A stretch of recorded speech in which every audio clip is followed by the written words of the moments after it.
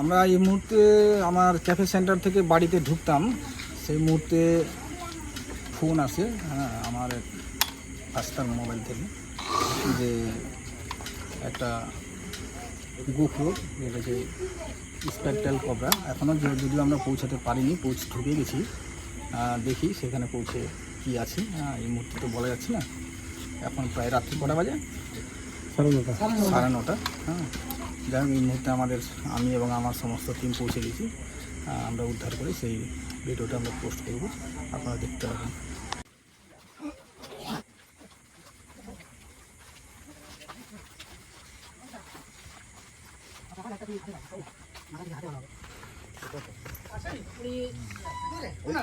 ঝুলে আছে এখনো তো নেই আছে। এই যে মাথা, এই যে মাথা, এদিকে এই তো মাথা।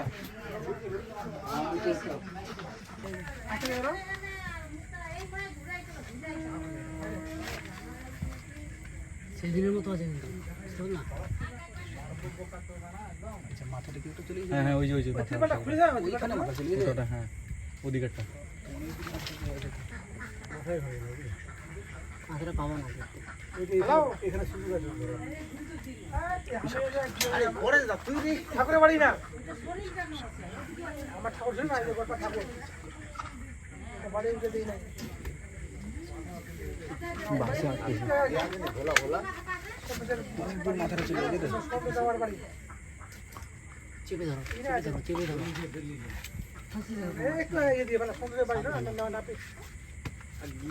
কিন্তু এদিকে এই যে মাথা, এই যে মাথা, এই যে মাথায় চক্রটা দেখতে পাচ্ছ?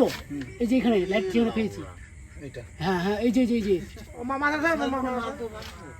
মাথা তো শোনে, কিন্তু ওটা কি ছাড়বে? ওই শরীরটা ওদিকে ওই খেয়ে আছে, তোমাকে মাথা ধরে টানতে হবে, ছাড়ো ওখানে, নড়তে পারবে না। তো মাথাটা ধরো, মাথাটা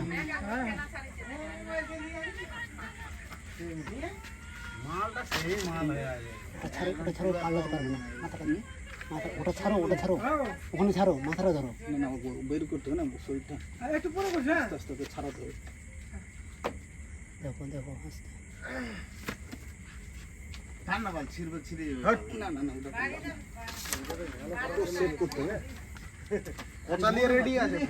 আচ্ছা, ওদিকে একটু হালকা না, এটা চিনি লাগবে। একজন যা ওদিকে হালকা খেল, লাঠি দিয়ে লাঠি নাও, ওরা খালি লেজটা খেলি, তাহলে বেরিয়ে যাবে।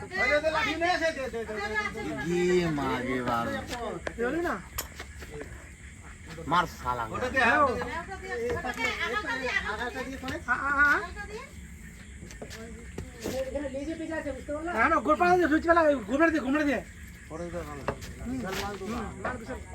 ঠেল হালকা করে ঠেল।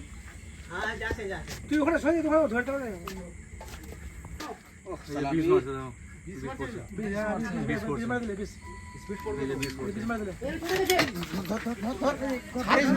ভিতরে ঢুকলো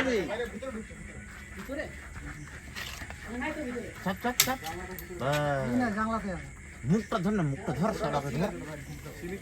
উড়ি বাপরে বাপ, লাগতে মারো, ভালো লাগতে মারো না। ওই যে তখন চান্স পাই না, তখন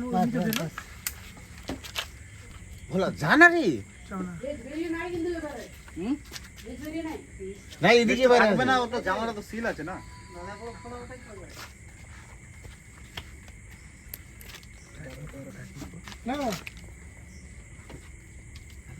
বুঝা পারেনি, ওই পারে যেতে হবে। তুমি ধরে থাকো, ওই ত্রিপালটা খোল। আরে মালটাকে বের কর না, বের মাইরে দেখে বাইর হয় না, বের মাইরে দেখে না, বিশাল রান্না তো ওদিক থেকে না, এখান থেকে এই যেখান থেকে ওটাই তো দিতে পারবা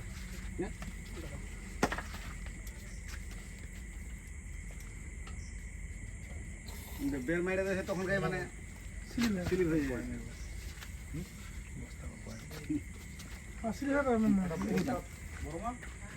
এখানে এখানে এখানে এই রডটাতে লাস্ট। হ্যাঁ বম নাই বড় বম তাদের বললে এখানে এখানে এখানে এখানে লাস্ট লাস্ট।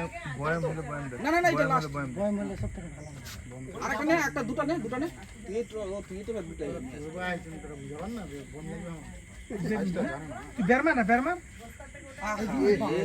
কত ঢালছে রে ভাই ডিম খেয়েছে ডিম তাহলে ওই গত রাইতে ডিম ওই খাইলিছে, এখানে তো ডিম পাইনি গত রাইতে কিন্তু।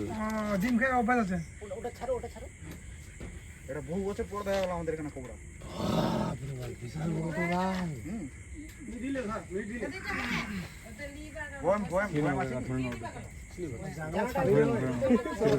দেখ না, বয়াম থাকলে ভালো হবে। দেখ 4 লাখ খুব আছে কি মাস্টার সঞ্জয় মাস্টার নাকি? এই যে হ্যালো মাস্টার হাত খাবারটা কি বের করছে নাকি? ডিমটা ওগুলো দিছে। খাবার যদি বের করতে তাহলে বের করুক আগে। ওখানে না, এখানে তুই গলাতে লাগা। আর আমি এটা টানছি। পেস্ট আমি বের করি না না ওইভাবে বেরোবে না, ওইভাবে বেরোবে না। তুই এখানে ধর, মাথাতেই লাগা। এখানে ধরবো হ্যাঁ মাথাটা ধরতে, মাথাটা গলার কাঠিতে একবার ধরেছিস? বেশি চাপ নেই কিন্তু, হ্যাঁ? ছাড়ো মোটামুটি জায়গায় চাপ। ছাড়ো ওই আপনি বেরোবে ছাড়ো জানলাতে বের দিচ্ছে না। আয় আয় খাবার দেবো আয় মাস্টার ডাক ডিম দা এই শালা পাটি ফোনা তুলছে না লেসটা ছোট তো এটা কি আছে দেখি?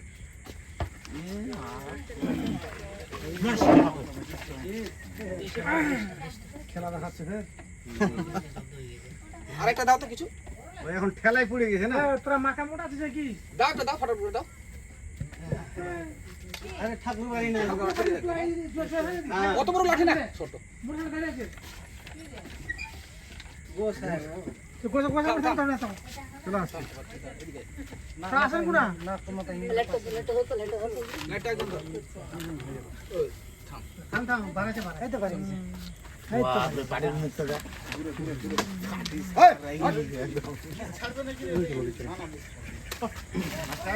বলো। বয়াম লেছো বয়াম বাপরে পাটি লাগিয়েছে একদম দেখি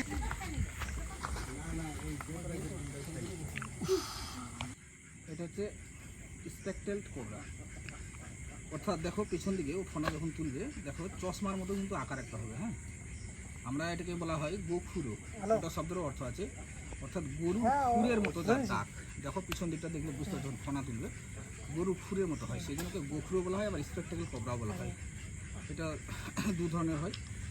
তো যাই হোক, আমাদের এখানে বিশেষ করে 4 ধরনের বিষাক্ত সাপ আছে। এটা একটা হচ্ছে শাখামুটি, একটা হচ্ছে কালার, যেটা আমরা কিছুক্ষণ আগে ধরে আসলাম চন্দ্রাই থেকে, আর একটা হচ্ছে ওই কী বললাম চন্দ্রবড়া। তো এই 4 ধরনের সাপের বিষাক্ত, বাকি সাপগুলো কিন্তু সব নন ভেনামাস। এবার আমরা কী করি, সাধারণত নন ভেনামাস সাপগুলো আমাদের কাটে, তো আমরা কী করি, ওঝার কাছে যাই। ওঝা তখন আমাদের কী করছে, ক্রেডিট নিয়ে নেয়, তাই তো, বলে যে আমি ঠিক করে দিলাম। কিন্তু আদৌ কিন্তু আপনাদের সবাই কিছু রিকোয়েস্ট করছি, সাপে কাটলে কিন্তু কোনোদিনও ভুল করে কিন্তু ওঝার কাছে যাবে না। এটা আমার সরাসরি ডাক্তার সরাসরি ওর ওষুধ হচ্ছে অ্যান্টিভেনাম হাসপাতাল। পৃথিবীর কোনো শক্তি নাই ওকে বাঁচানোর, একমাত্র হাসপাতালে পাবে। আর আমরা কি করি, সাধারণত সাপের থেকে যেটা বাইটের জন্য যেটা মারা যায়, তার চেয়ে বেশি মারা যায় কিছু আতঙ্ক। এই যে ধরো দেখে নিলাম তো কাটলো, ওরে বাবে আমি মনে হয় শেষ, কিন্তু ব্যাপারটা সেরকম নয়। অ্যান্টিভেনাম আমাদের হাসপাতালে প্রচুর স্টক আছে, হাসপাতালে যাবেন। আরেকটা জিনিস মাথায় রাখবেন, সবাই বলে যে সাপ ধরে নিয়ে যেতে হবে বা কি, এরকম কোনো ব্যাপার নেই। যত সাপ আছে, সেই নিউরোটক্সিন হোক আর হেমোটক্সিন হোক, সব সাপের কিন্তু একটাই ওষুধ, সেটা হচ্ছে অ্যান্টিভেনাম। রাইট, সেই জন্য সাপ ধরে নেওয়ার কোনো ব্যাপার নেই। অযথা কোনো আতঙ্কিত হবেন না, কোনো ভয় পাওয়ার প্রশ্ন নেই। আপনাদের খুব মানে ভালো লাগলো, অসংখ্য ধন্যবাদ যে আপনারা এরকম একটা উদ্যোগ নিয়েছেন, আমাদের নাম্বার পেয়েছেন, আমাদের সাপকে রক্ষা করা অবশ্যই জরুরি। আমরা হয়তো অনেকে ভাবি যে হ্যাঁ সাপকে বাঁচিয়ে রেখে কী লাভ, স্বাভাবিক প্রশ্ন না, ঠাকুরের বাড়ি দেখেন, কিন্তু সাপ যদি না বাঁচে তাহলে আমরা কিন্তু বাঁচবো না। আমাদের যে সাপের বিষ আছে না, সাপকে বিষ থেকে কিন্তু তৈরি হয় এন্ডোভেনাম। মানে সাপের যে আমরা কাটার পর যে ওষুধটা দিই এটা কিন্তু সাপের বিষ থাকে প্রথমত। দ্বিতীয় হচ্ছে ক্যান্সার পেশেন্ট আছে না, ক্যান্সার পেশেন্টরা এরা যদি শেষ হয়ে যায় তাহলে ক্যান্সার পেশেন্টও শেষ। আর একটা বড় প্রশ্ন, আমরা ফসল তুলতে পারবো না বাড়িতে। এক জোড়া ইঁদুর যদি ছেড়ে দেওয়া যায় 32,000 বাচ্চা দেবে 1 বছর। তাহলে কী হবে, এরা যখন না থাকবে তখন ইঁদুর তো ইঁদুর হয়ে যাবে না, তখন আমরা আর বাইরে থাকতে পারবো না, ইঁদুর তখন আমাদের বাড়িতে থাকবে। আর জমির যে ফসলগুলো তুলবো সেগুলো আর তুলতে পারবো না, ওরাই সব খেয়ে আসবে। ওই জন্য প্রকৃতির ভারসাম্য রক্ষার জন্য সাপ যেমন দরকার, তেমনি ফসলকে বাঁচানোর জন্য সাপ দরকার। অর্থাৎ প্রত্যেকের বাঁচার অধিকার আছে, ঠিক আছে। খাদ্য শৃঙ্খল বলে একটা জিনিস আছে। আমরা হরিণ দেখলে অনেক সময় কী করি, বাঘ খেয়ে নেয়, তখন আমরা খুব আফসোস করি, হ্যাঁ বাঘটা হরিণটাই খেয়ে নিল। না, আসল প্রশ্ন সেটা নয়, হরিণ না থাকলে কিন্তু আবার বাঘ বাঁচবে না, তাই না? তো প্রত্যেকের একটা কিন্তু এরকম খাদ্য শৃঙ্খল, যেমন ব্যাঙ আছে বলে সাপ আছে, সাপ আছে বলে ময়ূর আছে, এরকম একটা শৃঙ্খল আছে। তো যাই হোক, খুব ভালো লাগলো। তো যাই হোক, আপনারা অযথা আতঙ্কিত হবেন না, খুব ভালো থাকেন, সুস্থ থাকেন। জয় হিন্দ, জয় ভারত। ফের আবার উত্তেজিত হচ্ছে, থাক একদম চুপ। কথা বুঝিস, কথা বুঝিস না, বুঝিস না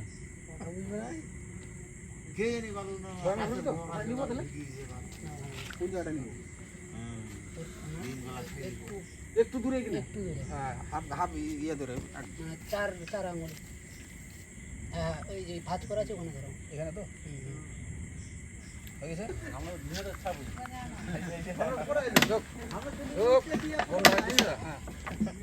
পিছন দিয়ে ঠাস হয়ে যাচ্ছে।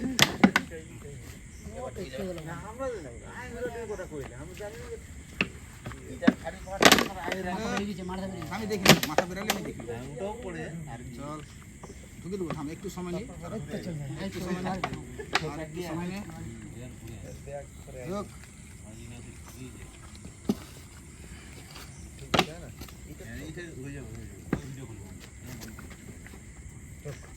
তুমি যেটা দিয়ে খারাপ করবে, বুঝতে পারলা?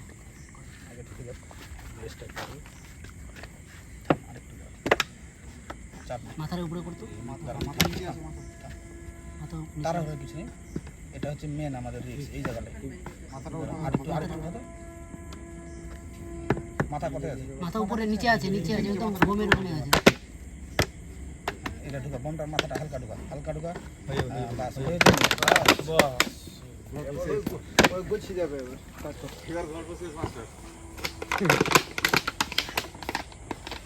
ওইটা বোমটা ছোট হয়ে গেছিল ওই জন্য। জিৎ প্রামাণিক, আমার বাড়ির পাশে আর কি, আমার বাড়ি হচ্ছে গোটপাড়া আদিনা স্টেশন, 8 মাইল মালদা। আমার বাড়ির পাশে আমার জেঠুর বাড়ি, ঠিক আছে। তো সন্ধ্যাবেলা যখন হাত পা ধুতে যাই তখন আমার জেঠু লক্ষ্য করে যে বাড়ির চালের নিচে একটা গোখরো সাপ ঢুকে আছে। সেই মধ্যে ইতিমধ্যে দেখে আমি তার দাদাদের ফোন করি, দাদারা এসে সাপটা রেস্কিউ করে। আমরা কাজে খুব দাদার সন্তুষ্ট হয়েছি এবং সাপটাকে নিয়ে গিয়ে রেস্কিউ করবো দাদা। ধন্যবাদ।